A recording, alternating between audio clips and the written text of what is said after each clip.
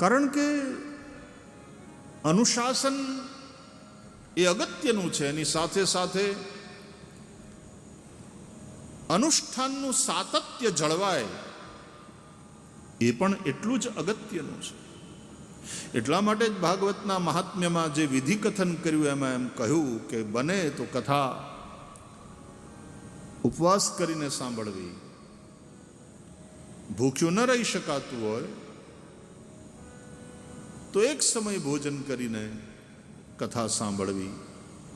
એમાંય તકલીફ હોય, તમે ડાયાબિટીક પેશન્ટ હો, વચ્ચે કંઈ ને કંઈ ખાવું પડે, આવી શરીરની અનિવાર્યતા હોય તો આવું ચોખ્ખી ભાષામાં લખ્યું તો 3 ટાણા ધબેડીને પણ કથા સાંભળવી.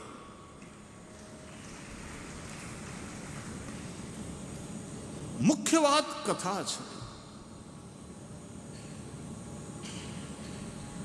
એમ લખ્યું છે વ્યાસ ભગવાને કે એવો ઉપવાસ જે કથા શ્રવણમાં વિઘ્ન કરે તો એને હું શ્રેષ્ઠ ગણતો નથી.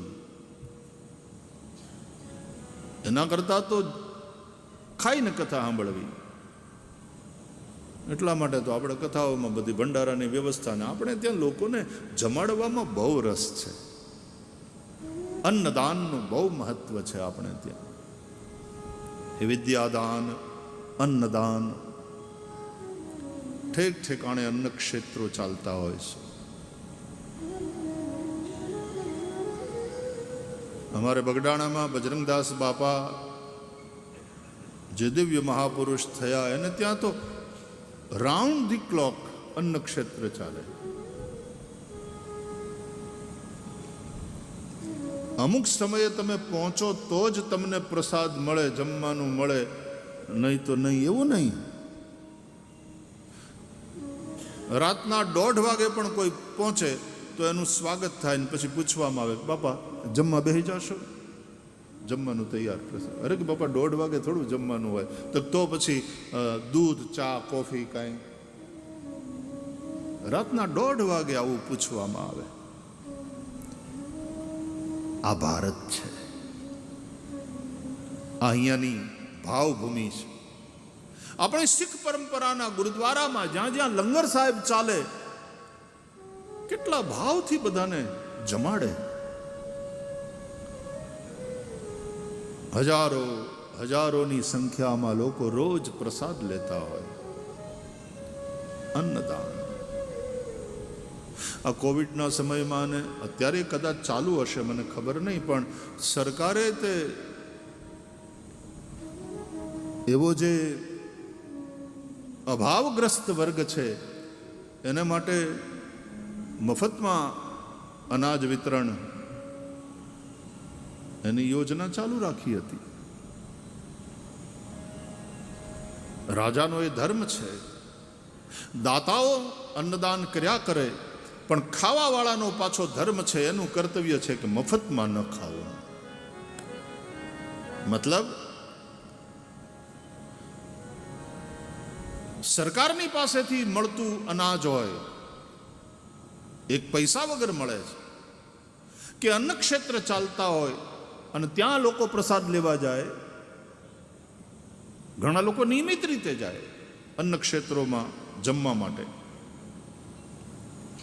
પણ પછી પોતાના પૈસા વ્યસનમાં વાપરે, એના માવા ખાય, એની બીડીયું પીવે. એ બહુ ખોટું, એ પાપ લાગે. હા સાહેબ. અથવા તો આવી કથાઓ, અહીંયા તો પ્રસાદ હોય છે ને, અહીંયા તો આગ્રહ કરવામાં આવે કે કોઈ પ્રસાદ લીધા વગર જાય નહીં, અને જવાય પણ નહીં. પ્રસાદ લેવો જોઈએ. આ પ્રસાદ છે, એ બગડે નહીં, એનું ધ્યાન રાખવું જોઈએ. પ્રેમથી જમાય, જોતું લેવાય, પણ અનાજનો બગાડ ન થાય એની કાળજી રાખવાની. પણ એક વાત પાકી કે સરકાર તરફથી મળતું હોય અન્ન ક્ષેત્રમાં માણસ જઈને એની એવી આર્થિક થોડી પરિસ્થિતિ એવી હોય કે અન્ન ક્ષેત્રમાં જઈને એને જમવું પડે, તો વાંધો નહીં, અન્ન ક્ષેત્ર છે જ એના માટે, જમો. પણ મફત ન ખવાય ખાવાવાળા. તમારી પાસે બીજું કાંઈ નથી તો તમારી પાસે શરીર તો છે ને, તનથી સેવા કરો, શરીરથી ઉપયોગી બનો. કે આશ્રમમાં હું જઈને ત્યાં પ્રસાદ લઉં છું રોજ, તો હું આશ્રમની અંદર સફાઈનું કામ કરીશ, એના રસ્તાને વાળી ચોળીને સાફ કરીશ.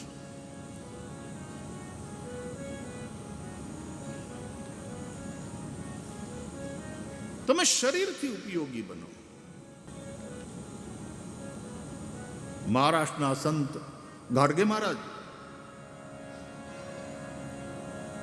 એ આમ ગામના આવા બધા જે લોકો અભાવગ્રસ્ત હોય, જેની પાસે કાંઈ ન હોય, એને ભેગા કરીને એમ કે ગાડગે મહારાજ ઘરે ઘરે જઈને એવા સાધુ રોટલો માગી આવે, ભિક્ષા. અને આપણે ત્યાં સાધુને આપણે ભિક્ષા આપીએ, એ ઘરે ઘરેથી રોટલા માગી આવે અને માગેલા રોટલા આ બધાય એવા જે ગરીબો હોય એને ખવડાવે. પણ ખવડાવીને એમ કે આપણી પાસે શરીર તો છે ને, સંપત્તિ નથી, શરીર તો છે. ગાડગે મહારાજ પોતે પણ હાથમાં ઝાડુ લઈ ઓલા બધાને ઝાડુ પકડાવે, હાલો ગામ વાળો, ગામની શેરીઓ વાળી ચોળીને સાફ કરો. અને ગામની શેરીઓ વળાવતા જાય અને પછી સાધુ પુરુષ આ બધાની પાસે સંકીર્તન કરાવતા જાય, ગોપાલા ગોપાલા દેવકી નંદન ગોપાલા. એમનું પ્રસિદ્ધ કીર્તન હતું. એટલે બેઠા બેઠા ન ખાઓ, મફત ન ખાઓ, નહીં તો દરિદ્રતા ક્યારેય જીવનમાંથી જશે નહીં. એટલે ભલે ને અભાવગ્રસ્ત હોય, એની પાસે શરીર તો છે, તો શરીર દ્વારા હું મારા ગામની સેવા કરું, મારા સમાજને ઉપયોગી થાઉં, મારા રાષ્ટ્રને માટે હું કંઈક કરી છૂટું. જે રાષ્ટ્ર મને ખવડાવે છે, જે રાષ્ટ્ર મને સુરક્ષા પૂરી પાડે છે, એને હું ઉપયોગી બનું.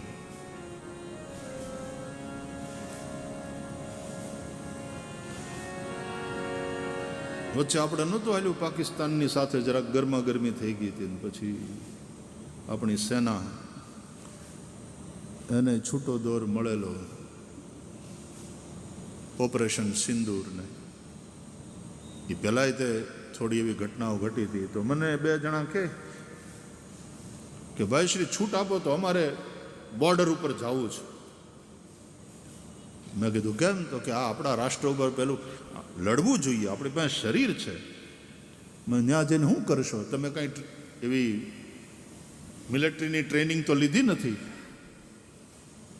ત્યાં જઈને એવી રીતે આપણે બધા ભાવથી ટોળા ભેગા થઈને ત્યાં પહોંચીએ. શું મને કે એ લોકોને લેવા મૂકવામાં કામ લાગીએ ને, કંઈક લેવું મૂકવું હોય તો આમ આપણને લડતા ના આવડે, આમ આપણને બંદૂક ચલાવતા ના આવડે, લેવા મૂકવાના કામમાં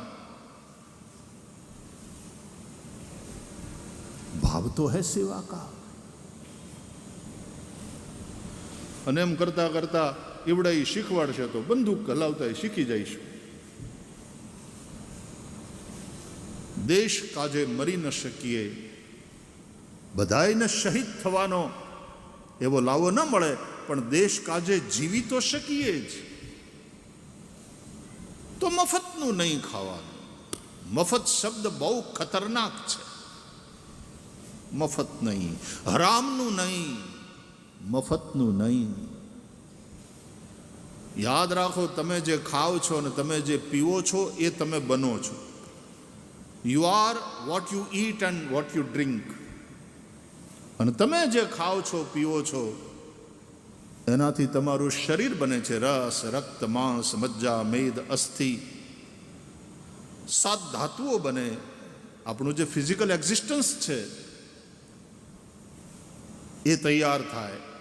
અને માત્ર ફિઝિકલ એક્ઝિસ્ટન્સ નહીં, આપણે ખાલી આ પાંચભૌતિક શરીર નથી, આપણી પાસે મન પણ છે, આપણી પાસે બુદ્ધિ છે, મતલબ આપણી પાસે આપણી ભાવનાઓ છે, આપણા વિચારો છે. એ ભાવનાને અને વિચારને પણ તમે ખાધેલું અન્ન પ્રભાવિત કરે છે. એટલા માટે જ કહેવાય છે જેવું અન્ન એવું મન.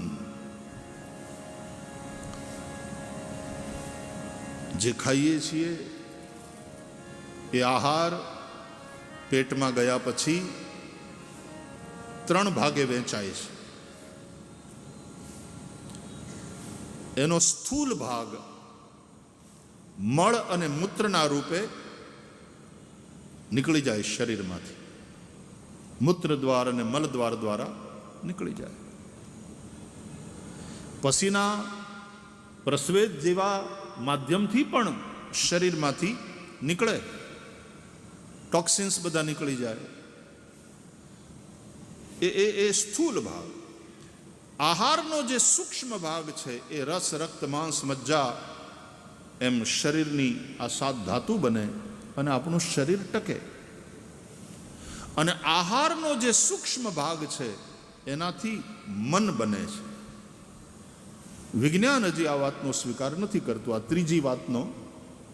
પણ આપણા ઋષિઓએ કહ્યું, આહાર શુદ્ધૌ સત્વ શુદ્ધિ સત્વ શુદ્ધૌ ધ્રુવા સ્મૃતિ. આહાર શુદ્ધિથી મનની શુદ્ધિ થાય. સત્વ એટલે મન. આ જગ્યાએ સત્વનો અર્થ થાય મન.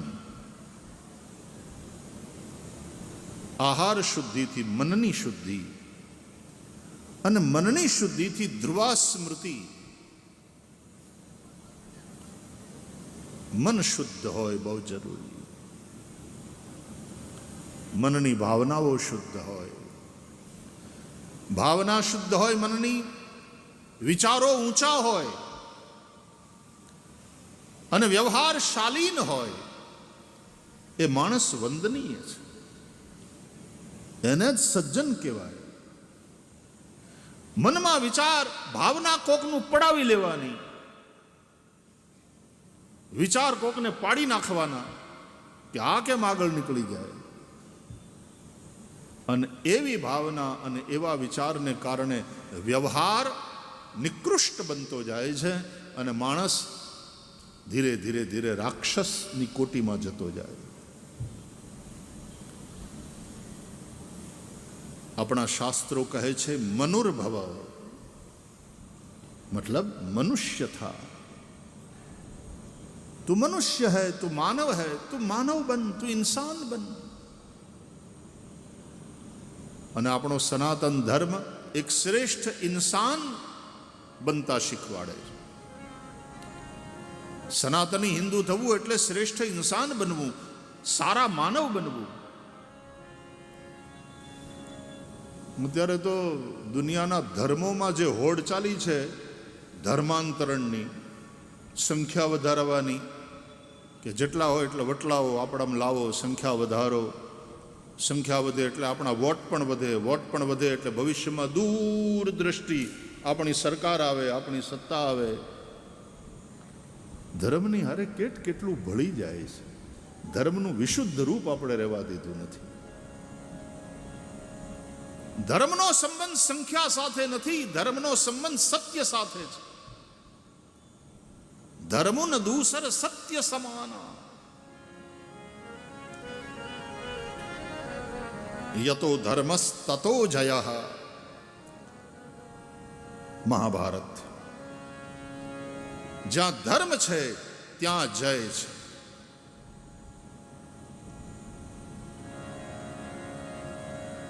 યતો ધર્મસ તતો જયઃ. મહાભારત. જ્યાં ધર્મ છે ત્યાં જય છે.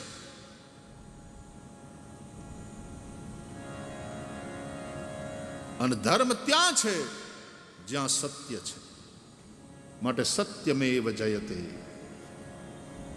આ આપણું રાષ્ટ્રીય સૂત્ર છે. સત્યમેવ જયતે. વિજય ધર્મનો થાય છે અને ધર્મ ત્યાં છે જ્યાં સત્ય છે.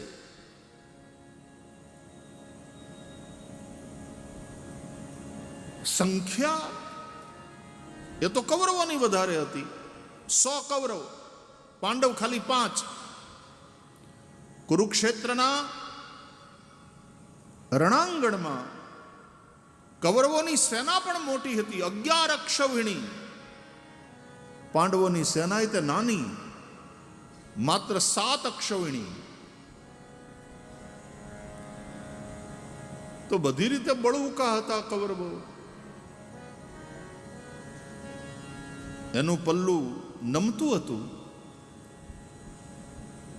એનું પલ્લું ભારે હતું. જો સંખ્યાને આધારે ને બળને આધારે વિજય થતો હોત તો કૌરવોનો વિજય થયો હોત. પણ ધૃતરાષ્ટ્રનો સેવક સંજય ધૃતરાષ્ટ્રના પૂછવાથી આખી ભગવદ્ ગીતા ધૃતરાષ્ટ્ર ઉવાચથી શરૂ થાય છે. પહેલો અધ્યાય અર્જુન વિષાદ યોગ. ધૃતરાષ્ટ્ર ઉવાચ. આંધળો પૂછે છે અને આંધળા જ પૂછે. એનો અર્થ પૂછવા વાળો આંધળો જ હોય છે. શેનાથી? અજ્ઞાનથી. અજ્ઞાન એ અંધાપો છે અને એ પ્રશ્ન કરે જાણવા માટે. ધૃતરાષ્ટ્ર ઉવાચ ધર્મક્ષેત્રે કુરુક્ષેત્રે સમવેતા યુયુત્સવ મામકા પાંડવાશ્ચૈવ કિમ અકુર્વત સંજય. હે સંજય, ધર્મક્ષેત્ર કુરુક્ષેત્રમાં યુદ્ધની ઈચ્છાથી ભેગા થયેલા મારા અને પાંડુના છોકરાએ શું કર્યું એ મને તું કે. આ 10મે દાડે જ્યારે ભીષ્મ પડ્યા ને યુદ્ધમાં, અને એ સમાચાર આવ્યા ધૃતરાષ્ટ્ર પાસે કે અમારા સેનાપતિ પિતામહ ભીષ્મ ઘરના વડીલ, જેના જેવું કોઈ વીર નહીં, ઈ પડ્યા. ત્યારે ધૃતરાષ્ટ્રનું મન આશંકિત થયું પોતાના છોકરાઓ કૌરવોના વિજયની બાબતમાં. નહીં તો મનમાં ઈ આંધળો મરકાતો હતો, પાંડવોને તો આ મહળી નાખશે અમારા છોકરાઓ, અમારી સેના મોટી, અમારે પક્ષે આવા ભડવીર. સુતને શિરે છત્રો ઢળ્યા એમ અંધને લાગ્યું હતું. સુતને શિરે છત્રો ઢળ્યા એમ અંધને લાગ્યું હતું. જોયું પસારી હેતે પસાર્યો હાથ, ત્યાં મોભીનું માથું હતું. હેતે પસાર્યો હાથ, ત્યાં મોભીનું માથું હતું. વરસાદનું વાતાવરણ તો ગઈકાલે રાતના તમે ડાયરો બરાબર માણ્યો એવા મને સમાચાર મળ્યા. આપણા ગામડાના કવિઓએ કેવી બળુકી કલમ, કેવું લખ્યું. કવિ કાગ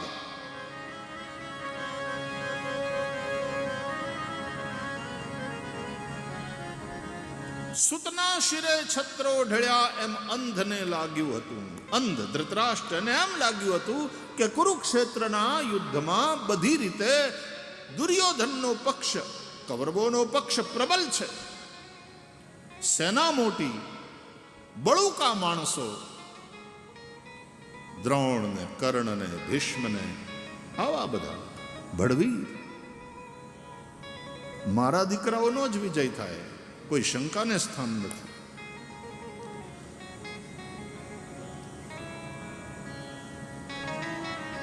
પણ હે તે પસાર્યો હાથ, ત્યાં મોભીનું માથું હતું.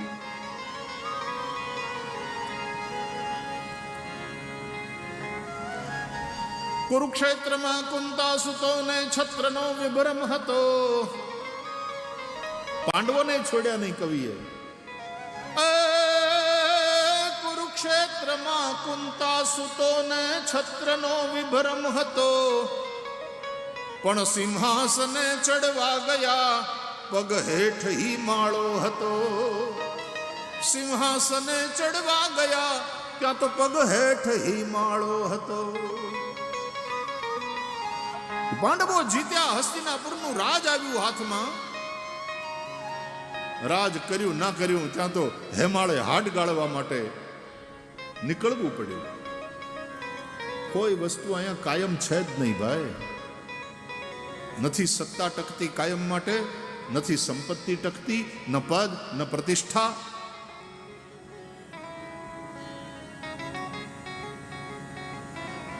રાવણે સીતાનું સપનું જોયું હતું. નિદ્રા હતી લંકેશની, નિદ્રા હતી લંકેશની, અને એને સીતા તણું સપનું હતું. પણ જાગી અને જોવા જતા ઈ બાણ રાઘવનું હતું. જાગી અને જોવા જતા ઈ બાણ રાઘવનું હતું.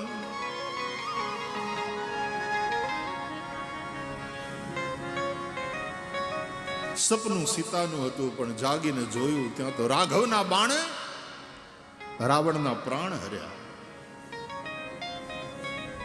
તો વિજયવાલા સંખ્યા સાપેક્ષ નથી, સત્ય સાપેક્ષ છે. સત્યમેવ જયતે.